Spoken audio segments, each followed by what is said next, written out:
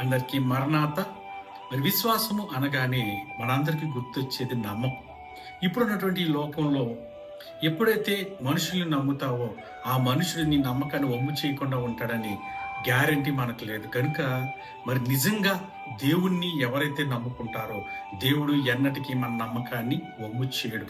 కనుక ఆయన అందుకని తన శిష్యులతో పలుకుతున్న మాట మరి మార్కు సువార్తలో చూసినప్పుడు, నమ్ముట నీ వలన అయితే నమ్మువానికి సమస్తమును సాధ్యమని దేవుడు మనతో పలుకుతున్నాడు. అనగా నువ్వు ఎప్పుడైతే సంపూర్ణంగా నమ్ముతావో దేవుడు మన నమ్మకంతో ఆయన చేసిన ప్రతి ప్రార్థనకు ఆయన జవాబు ఇవ్వడానికి సిద్ధపడుతున్నాడని దేవుని నామానికి తెలియజేస్తున్నాడు. కనుక ఇక్కడ సంపూర్ణమైనటువంటి విశ్వాసము లేదా విశ్వాసం అంటూ ఏమిటంటే, ఎప్పుడైతే మనము సంపూర్ణంగా దేవుని మీద ఆధారపడతామో అదే నిజమైనటువంటి విశ్వాసం.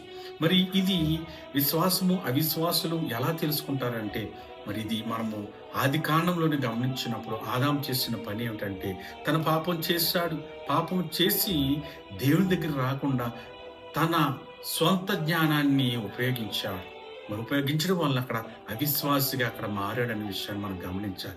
మరి మన విశ్వాసంలోనికి వెళ్ళాలి అంటే మన జ్ఞానం చాలా చాలా ఉపయోగపడుతుంది. ఎందుకనగా మరి జ్ఞానం రెండు రకాలుగా ఉంటుంది. ఒకటి ఇంద్రియ జ్ఞానం, అనగా పంచ జ్ఞానేంద్రియాలైనటువంటి దృష్టి, వాసన, వినికిడి, స్పర్శ, మరి రుచి, ఈ 5 వాటి వల్ల వచ్చే జ్ఞానం ఇది చాలా పరిమితమైనది.